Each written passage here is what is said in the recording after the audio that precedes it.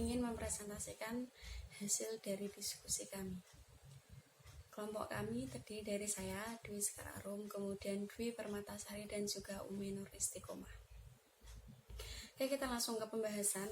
Di sini bab 3, kami mendapatkan bahan diskusi mengenai pengertian siswa, kemudian tipologi belajar siswa, dan juga penerapan metodenya dalam pembelajaran pendidikan agama Islam. Langsung saja masuk ke materi. Yang pertama, pengertian siswa. Menurut Wikipedia, siswa merupakan anggota masyarakat yang berusaha meningkatkan potensi diri melalui proses pembelajaran pada jalur pendidikan formal maupun non-formal. Nah, di sini siswa, kebanyakan kalau siswa itu jurusannya atau tingkatannya itu menengah pertama sampai menengah atas. Kemudian menurut Undang-Undang Pendidikan Nomor 2 Tahun 1989, di sini murid atau siswa mengacu pada sebagai orang yang berada dalam taraf pendidikan atau disebut juga dengan peserta didik atau anak didik. Selanjutnya masuk di poin kedua, yaitu tipologi belajar siswa. Di sini menurut KBBI, tipologi memiliki arti ilmu watak tentang bagian manusia atau golongan-golongan manusia atau corak-corak sifat-sifat manusia. Dalam pembelajaran ini yang dimaksud dalam tipologi diartikan sebagai jenis-jenis atau gaya-gaya belajar siswa atau yang digunakan oleh guru. Yang pertama, ini ada beberapa tipe belajar siswa. Yang pertama, ini ada tipe belajar visual. Yang dimaksud dengan visual ini, anak lebih mengutamakan penglihatan atau guru bukan harus ya. Alangkah baiknya lebih mengutamakan untuk penglihatan, misalnya guru mempraktekkan langsung di depan siswa, kemudian guru menuliskannya di papan tulis. Agar apa? Agar anak itu bisa lebih jelas atau lebih bisa menangkap pelajaran apa yang diberikan oleh seorang guru itu tadi. Dalam metode ini, pengajaran yang digunakan guru sebaiknya lebih banyak atau dititik beratkan pada peragaan atau media. Nah, bisa kita lihat kalau kalian pasti dulu sering ya, untuk praktek terutama IPA itu sering praktek di lab, laboratorium. Nah, itu guru mempraktekkan langsung, jadi anak-anak peserta didik itu bisa langsung melihat proses bagaimana atau cara yang dilakukan oleh guru tersebut. Di metode atau tipe visual ini dapat kita lihat ciri-cirinya. Yang pertama, mementingkan penampilan dalam berpakaian.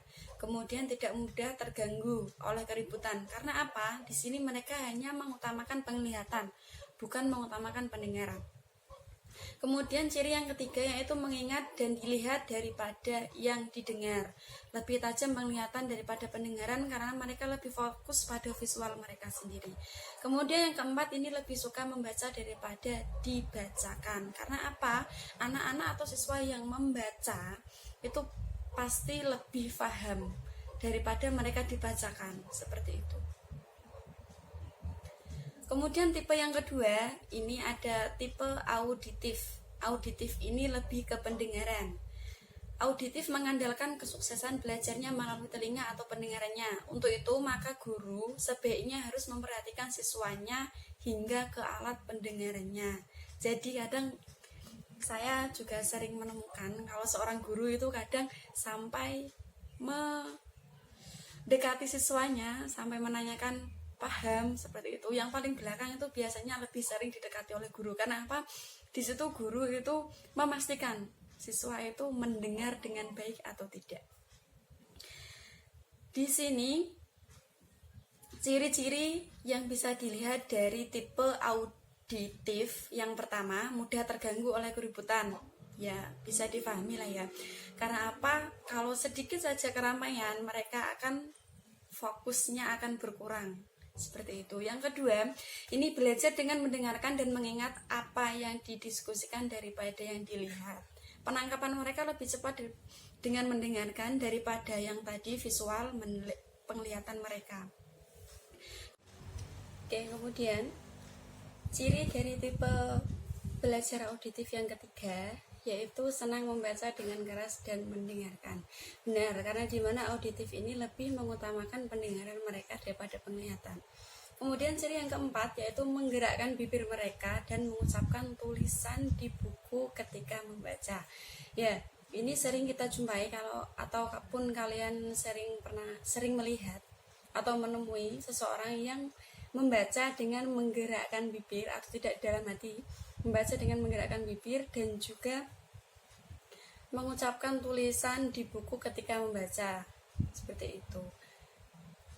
Selanjutnya, yang ketiga, ini ada tipe belajar kinestetik, yaitu di mana tipe belajar ini melakukan atau mengutamakan dengan gerakan maupun sentuhan. Ciri-ciri dari tipe belajar ini yaitu berbicara perlahan, kemudian berbicara melalui memanipulasi ataupun praktek, dan yang ketiga menggunakan jari sebagai petunjuk ketika membaca. Yang keempat, ada tipe belajar kombinatif, di mana tipe ini menggabungkan antara visual, auditif, dan juga yang satu tadi kinestetik, ya, di mana menggabungkan antara penglihatan, pendengaran, dan juga sentuhan. Itu tadi metode pembelajaran. Kemudian kita masuk di materi yang C, yaitu penerapan metodenya dalam pembelajaran pendidikan agama Islam. Metode percobaan merupakan metode pengajaran dengan menggunakan action berupa praktikum atau percobaan lab. Masing-masing siswa dengan ini mampu melihat proses dengan nyata dan belajar secara langsung. Oke, dalam pembelajaran PAI atau pendidikan agama Islam ini ada beberapa metode pembelajaran. Yang pertama ada metode ceramah, yaitu dengan berceramah atau menyampaikan informasi atau pembelajaran secara lisan maupun secara tatap muka kepada siswa. Kemudian yang kedua ada tanya jawab, kemudian diskusi, pemberian tugas, eksperimen, kemudian ada demonstrasi dan juga tutorial atau bimbingan atau juga dengan problem solving. Ya, itu tadi materi yang dapat saya sampaikan mengenai apa itu siswa, kemudian tipologi siswa, dan juga metode pembelajarannya dalam pendidikan agama Islam. Sekian, wassalamualaikum warahmatullahi wabarakatuh.